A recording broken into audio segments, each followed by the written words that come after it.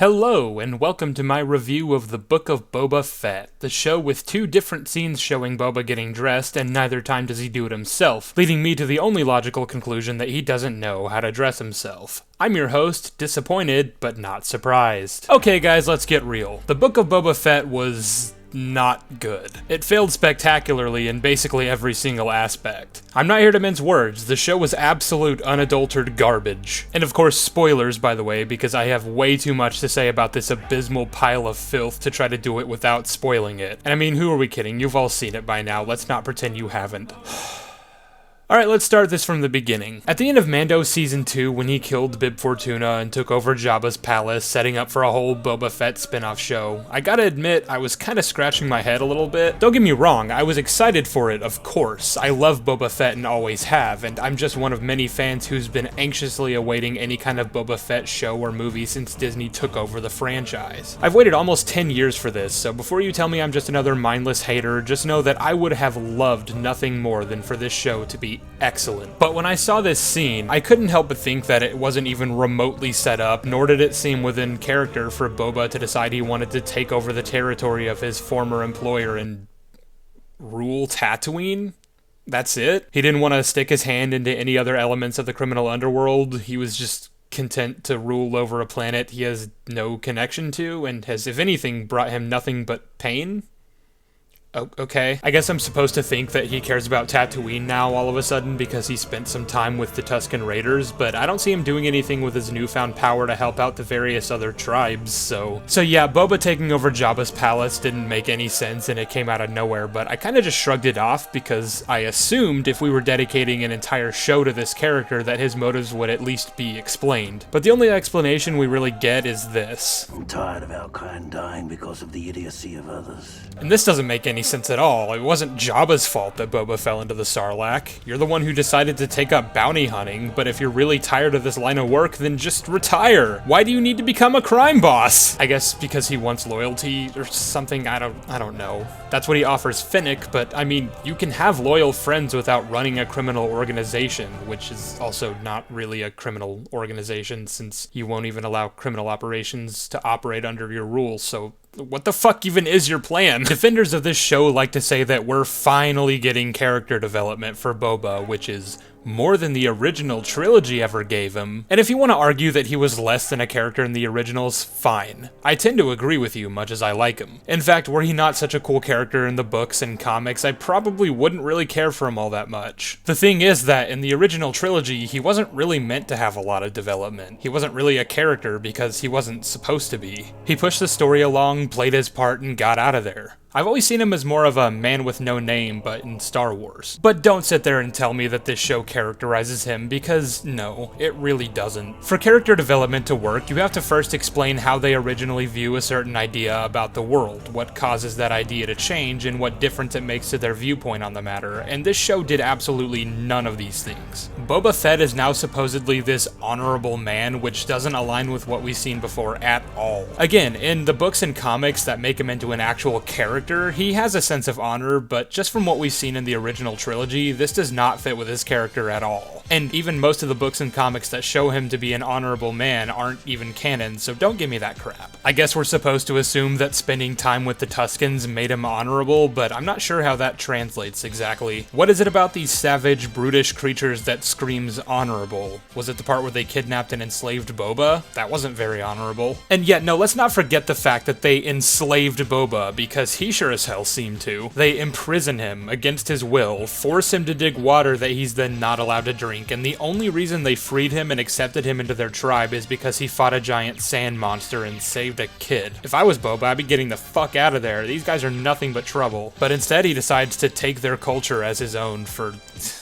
I don't know, reasons. This is what I'm talking about. If I can't even tell you why he decided to embrace the Tusken lifestyle, a pivotal part of his supposed character journey, then no, it's not character development, it's lazy writing. It's just having things happen because you want them to happen for the sake of your bullshit story. Although I'm not even really sure what purpose they served in the story anyway, because again, he pretty much forgot about them after they died anyway. He spent God knows how long fucking around in the desert, met Finnick, got his ship back, met the Mandalorian, got got his armor back and took over a crime family. So all those Tusken flashbacks, which took up a significant portion of the first 3 episodes, ended up not really mattering, I guess. Oh wait, no, never mind, I take that back, cause he beat Cad Bane with the stick at the end, no, this is good writing, guys. Speaking of wasting time, this show excels at that. There are 7, count it, 7 episodes of this series, and if you cut out all the excess, it could easily be condensed to like 2 or 3. Or hell, just make it a movie, I don't know. They spent 2 out of the final 3 episodes focusing on characters that are not Boba Fett. I kid you not, for 2 whole episodes, Boba doesn't say a single word. He's not even in one of them! Dear God. Whose idea was this? I need to talk to them right now. Oh yeah, can we talk about how many fucking character returns we get in this series? We spent an entire episode on what was basically Mando 301, and then we got to see him, plus Luke Skywalker, Ahsoka Tano, Baby Yoda, R2-D2, Max Rebo, Oscar the Grouch, Clara from Walgreens, my father, who came backstage to borrow cash, Cobb Vanth, and Cad Bane all in one episode. And the last 2 I just mentioned are the only 2 that were relevant to a story about Boba Fett. It makes me so mad that Grogu showed up in the finale to wreck shit, because now I can't even say that Luke's and Ahsoka's cameos didn't service the story in at least a small way. Because obviously if Luke hadn't made Grogu choose between being a Mandalorian and a Jedi, then he never would have gone to Tatooine. God damn it. This is a lightsaber. Actually, I wanted to say something about that. That was so out of character for Luke Skywalker, of all people, to tell Grogu that Jedi aren't allowed to have attachments. I would think that of all the flawed doctrines practiced by the prequel Jedi, the one Luke would most fervently ignore would be the one telling you not to form attachments, since he literally redeemed his father and saved the entire galaxy through his belief that there was still good in Anakin. What the actual hell? Dave Filoni and Jon Favreau are saving Star Wars, guys.